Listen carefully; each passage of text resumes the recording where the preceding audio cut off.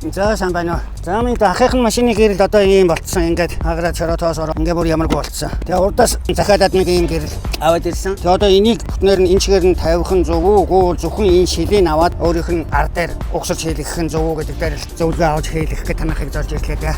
За. Энд захиалж ирсэн гэрэл маань болохоор таних өөрөө энгийн гэрэл гэсэн үг. Бүх юм нь энгийн гэрэл.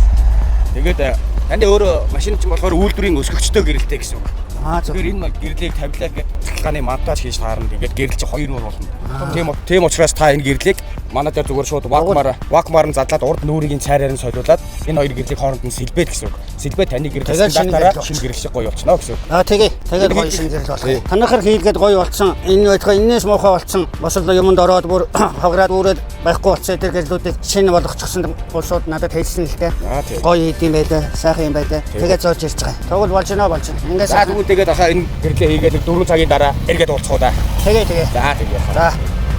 За гэрэл маань бэлмүүлэг гараад ирсэн байна. Энэ гэрэл маань нөгөө хожоо гэрлийн нүүрийг нь ориг өөрийнх нарийн кейсэн дээр нь огсорсон байгаа. Вакуум хийгдсэн байгаа. Хэрвээ танд ийм асуудал тохиолдох юм бол манайхыг зориорой. 77 40 47 47 Цэмбэ от гэрэл